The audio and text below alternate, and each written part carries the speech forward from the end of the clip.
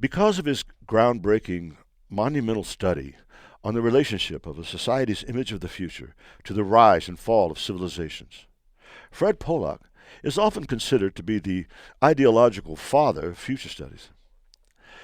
In the image of the future, Polak was greatly concerned that the modern image of the future is under attack and thus unable to propel human civilization forward into the realm of the other. In effect, for Polak, the modern image of the future is severely dislocated or cracked, while the prospects for healing this crack do not seem propitious. Thus wonders Polak, without a viable image of the future, how can a society or civilization meet the challenge of the future to realize itself in time? Polak's philosophical turmoil about the fractured image of the future in modern times is reflected in the birth of future studies in the 1950s. In the U.S., the emerging military-industrial complex of the Pentagon viewed the future through the lens of developing a long-term strategy to win the Cold War. Also, the rapid acceleration of the rise and fall of corporations brought about the realization of the corporate need to capture future markets as a means of long-term survival. Simultaneously, advances in science and technology were rapidly accelerating to bring about profound social changes. The future seemed imminent, and those who could not adapt to these changes were trapped in a state of future shock. While Polak was writing his treatise on the importance of the image of the future, Harrison Brown, a professor of geochemistry at the California Institute of Technology, in The Challenge of Man's Future, from an entirely different perspective, focused on the material conditions within industrial civilization through the dynamic interactions of population growth, the depletion of natural resources, and the accumulation of destructive impacts on the environment. Then, with the publication of Rachel Carson's Silent Spring in 1962, the environmental movement was born. And futurists became concerned about the long-term effects of the progress of industrial civilization. The rapid changes wrought on nature, the quality of life in an increasingly dependent, passive, materialist society, and the future of humankind under the accelerating conditions of population growth, natural resource depletion, and pollution. Subsequently, 10 years after Silent Spring was published, the Club of Rome sponsored a study by Dennis and Donella Meadows, along with Jay Randers and W. Behrens III, Limits to Growth, which used computer modeling of dynamic systems to simulate interactions in the exponential growth of 5 variables: world population, resources depletion, industrialization, pollution, and food production. The conclusion of the LTG's study depicted an overreach and collapse scenario of industrial civilization during the 21st century.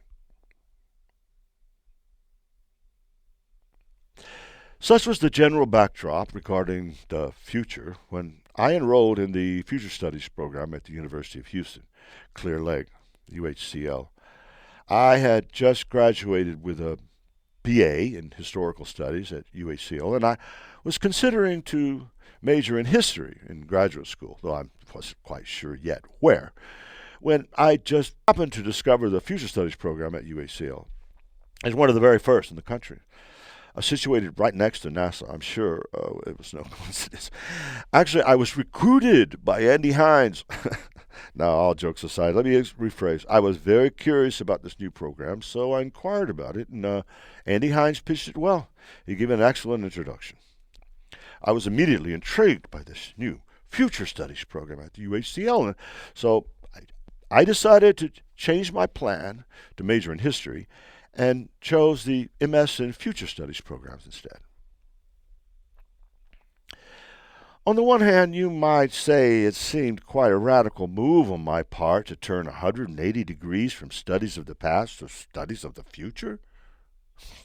On the other hand, one aspect of future studies that fascinated me was philosophy of history, so it all seemed to make sense. And it wasn't so radical after all. The thread that connected the past, future perspectives became apparent to me.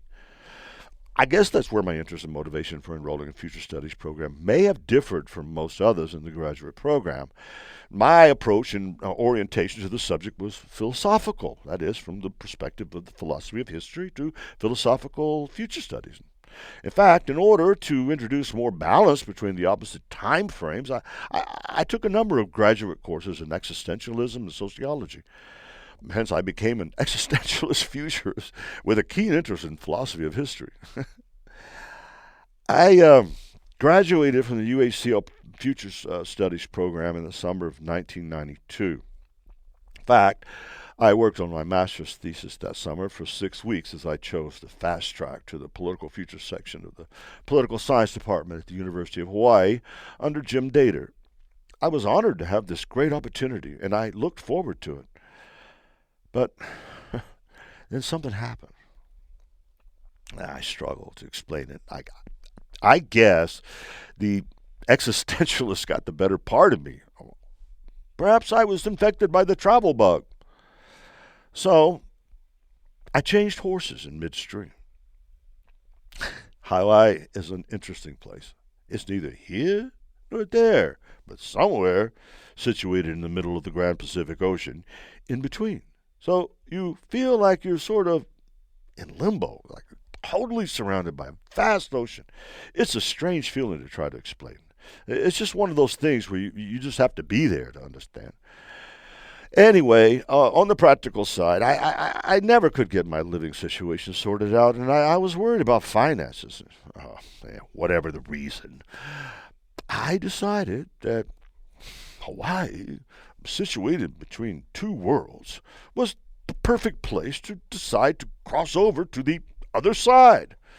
I mean, if I stayed in the continental USA, at least in those days, before globalization, I don't think I would have had the nerve to make that sort of break to travel all the way to Asia. Oh, but then in Hawaii, you're halfway there. At first, I told myself it's only for a couple of months. I just needed a hiatus, to clear my head, I told myself. As I felt as if I were, reaching burnout before I even got started, and I really wanted to travel to Asia. So, I took all the money I'd saved from my academic pursuit and spent it on travel. And as I had been in the Unification Church from 1978 to 1985, naturally, I wanted to travel to Korea first. Little did I know then that this would turn out to be one of the most important decisions of my life. For at 37 years old, I was literally changing horses in midstream. As that couple of months turned out to be a couple of decades, and then some. For the travel adventure itself as a way of life, it transformed me into a confirmed expatriate, which involved a new form of education and consciousness about my own country and culture. I mean, from the outside looking in, and over time, one's worldview begins to change. That is global and critical of the narratives of mainstream thought expressed in American culture and worldview, often through its mouth organs in the corporate state media.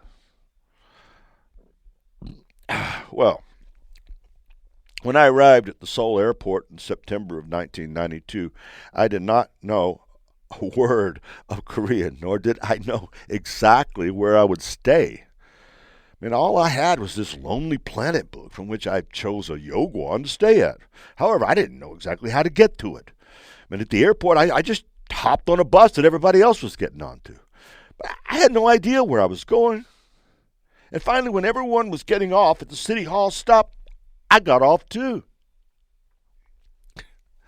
Seoul is a huge metropolitan city. It's one of the largest in the world. It still amazes me today how I managed to get off at a stop that was fairly close to the Yogwan that I wanted to go to. For me, as superstitious as I am, I took it as a good omen. Still, I needed to catch a taxi on the other side of 16 lanes of traffic.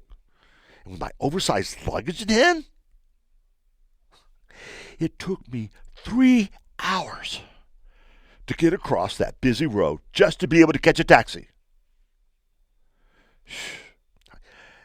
You know, it was only after living in Seoul for a while I found out that about that underground subway stops. I could have crossed it that way, as I did many times afterwards, plodding down and then back up the many flights of stairs with heavy luggage. And that's when you start to realize the benefits of traveling light. Okay, that's the footnote. So let me get back to where I was. The taxi driver didn't speak English. I didn't speak Korean. I just pointed to an address written in English in the Lonely Planet book.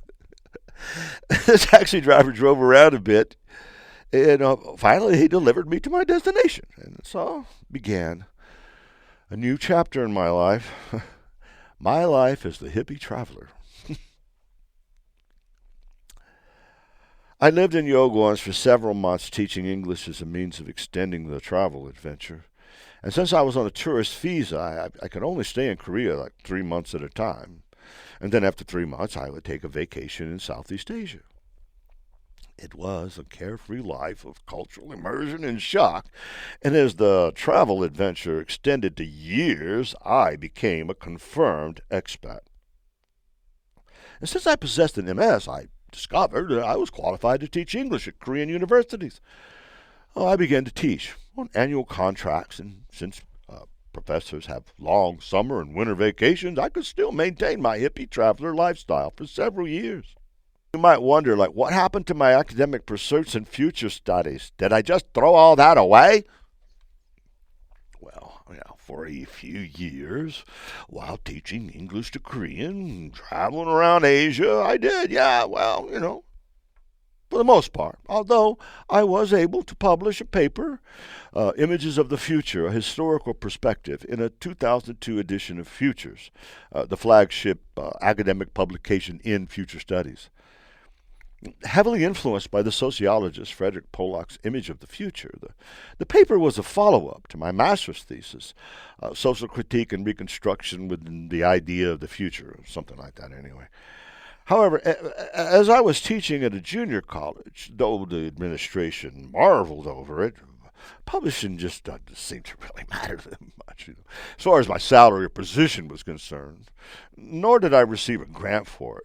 I was given the cavalier response, well, since no one asked you to publish, it's your own affair. I was met with a similar response at Korea University when I published The World on Fire piece for a special edition on human extinction and futures. They could care less. So surely the university's ratings benefited from academic publications, right?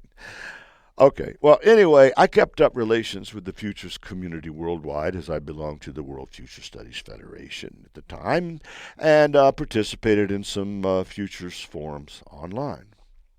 And at one point, Jim Dater, you remember Jim Dater, right? He's the head of the Political Futures Department at the University of Hawaii. He wrote to me. He said, hey, why don't you submit a paper to the special extinction edition of Futures coming up? So I did. And I was happy to have another publication under my belt.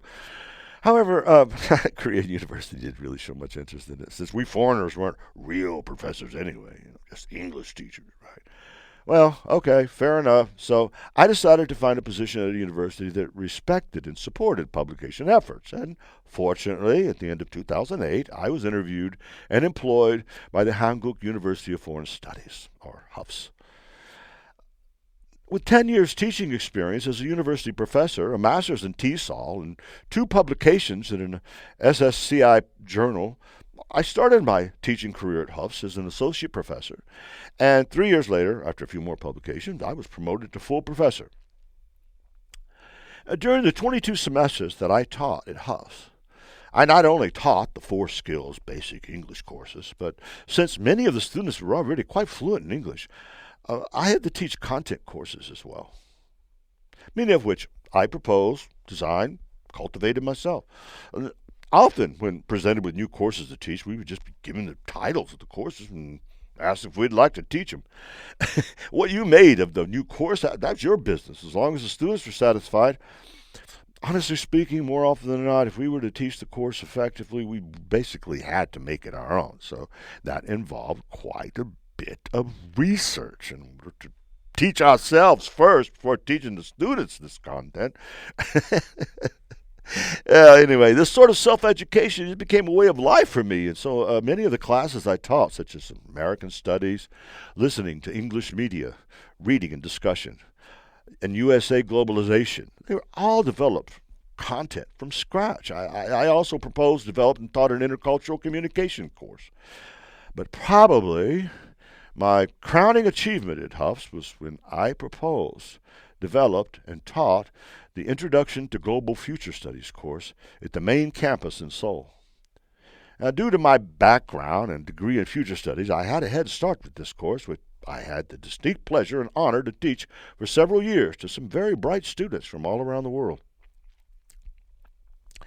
You know, even though future studies is usually taught as a graduate course, and even though English was a second or foreign language to these students, I was able to successfully adapt it so that they could understand and learn from it while improving their English at the same time. Every week I traveled on the professor's bus, 1.5 hours to Seoul, and then 1.5 hours back again at night. If I was fortunate enough to catch the professor's bus, if not, I had to rely on the public transportation. That took twice as long to get back to the Yongin campus at night. Well, I didn't mind so much, since I could listen to music on my cell phone and read from my Kindle. That's all I cared about. That way the journey wasn't so wearisome, right? Well, I enjoyed this lifestyle. I didn't mind some of the inconveniences. Sometimes I had as many 70 students in my classroom. It was such an honor to be able to teach this course to these bright international and Korean undergraduates. I will never forget those times. Unfortunately, no one was able to take my place when I retired in 2020. And as far as I know, the course was canceled after I retired. Well, during this time, while teaching future studies at Tufts, as well as teaching other content courses, since I was also under the publisher parish mandate, I again immersed myself in the future studies literature. My hiatus was over. As I was immersed in the teaching experience during the spring and fall semesters, I didn't have time to do much research and writing, especially as I also had a family to attend to. So, that's what summer and winter vacation times were all about, right? Fortunately, the university enabled me to be able to attend futures conferences over the years in Istanbul, Perth, and Athens, where, along with other scholars, I gave presentations on research topics while continuing the travel adventure, though in a new way. Also, I was honored to be able to meet a number of future scholars from around the world while at these conferences, including Ziauddin Sardar, Özkan Saritas, and Richard Slaughter. In particular, Richard Slaughter encouraged me and supported my research and writing on various projects we worked on together through the years, and for that I am very grateful to him. These essays are a culmination of the work I did throughout my association with the future studies field, if we can call it that. They represent my perspective on some of the key issues in thinking in futures, but more importantly, these essays express my thoughts on some of the urgent issues that are affecting the future of humankind, literally, as we speak. Honestly, I believe that we stand at a crossroads of history and human evolution, and there's no guarantee that we will survive this century. Since we are in the very crux of it now, during post-normal times in the early decades of the 21st century, midst a planet and world in chaos and very unstable times, an unsure trajectory, the next few decades are most crucial. There's never been such an urgent time for humanity throughout its brief history on this planet. And now that we're injecting our own processes into the life cycle of the planet, initiating the transition from the Holocene to the Anthropocene epoch. Even the future of life on planet Earth is no longer certain, but is up for grabs. while Polak was writing about the role of the image of the future in human evolution. At the same time, Arnold Toynbee spoke of the vital role that the creative minority plays in the survival of civilization. This creative minority is in fact a product of the times that we live in. As a response to the mega crisis of our civilization and world, we of the creative minority must rise to the occasion to realize and apply the principles of conscious evolution so that we can make an impact, that is, to radically change the current trajectory, the direction and the course of human civilization and evolution. The fact that we are aware of our predicament and are capable of imagining a different world is in our favor.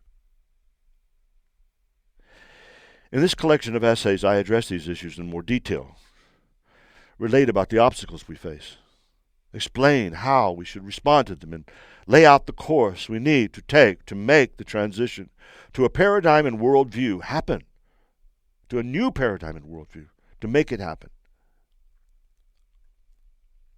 It's not an easy task, yet it is not impossible. And in fact, it is essential if humanity is able to make it through this perfect storm. The mega crisis, collapse of civilization, that is, how to navigate and ride it out, how to surf the tsunami, as Jim Dater refers to it, to finally punch our way through to the other side, exploring these pathways of descent and the birth of the 21st century mind in the age of the Anthropocene. Now, perhaps you will respond that what I'm proposing here is impossible, stuff of utopian thinking. If so, I prompt you to read my discussion of the invaluable role of utopia, along with the idea of progress, in the formation of the modern image of the future, and further argue that rather than trying to eliminate utopian thinking, which is practically impossible anyway, we need to recognize and maintain its positive role as images of the future, while at the same time redefine its identity, along with the idea of progress, to meet the challenge of the future in the 21st century, which is the mega crisis and collapse of Western civilization, playing out and being documented even as I write this. Rather than taking the postmodern risk of throwing out the baby with the bathwater, I apply the integral approach to transcend and include, transforming the idea of progress, utopia and progress, to guide us through the pathways of descent to the new paradigm of a multipolar world, of global sustainable development within Earth community. Presently, the people of this planet are being held hostage to a state of permanent war by the reactionary forces of American empire, the mad merchants of death in the war industry profiting from it, regardless of the fact that it could go nuclear at any time, either through accident, miscalculation, sabotage, or false flag event. Who knows what spark could trigger the fire that will engulf the world almost instantaneously, followed by the nightmare of nuclear winter in the subsequent years for the few fortunate ones, that is, the remnants of the human race who managed to survive. To be sure, this is not a scenario that anyone wants to imagine.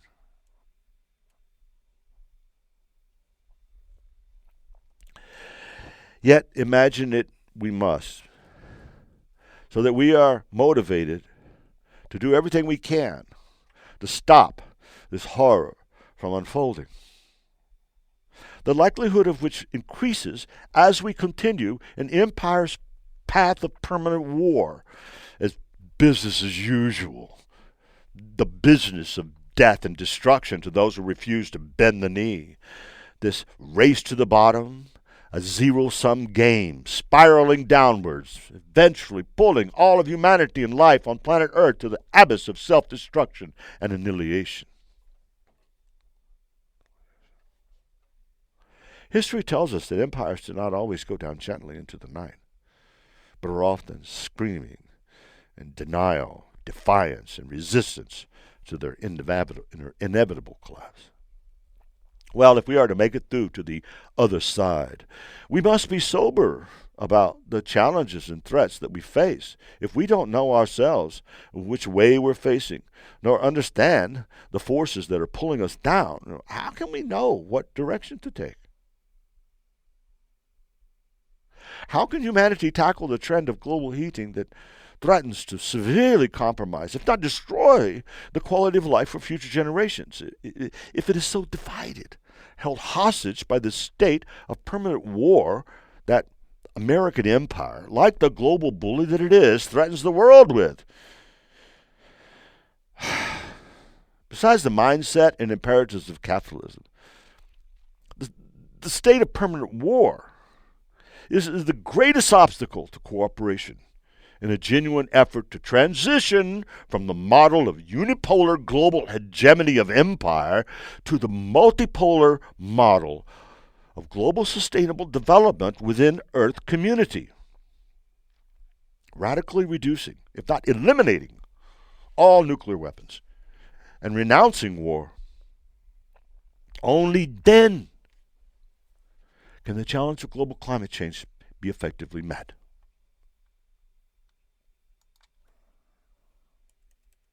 Still, the window of opportunity remains open to humanity to change directions towards a post-war, post-empire, post-carbon, and post-capitalist world.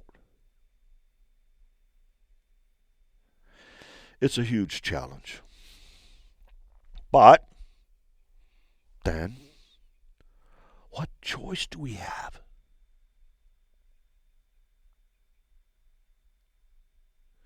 Change is hard, as the saying goes, but stagnation is fatal.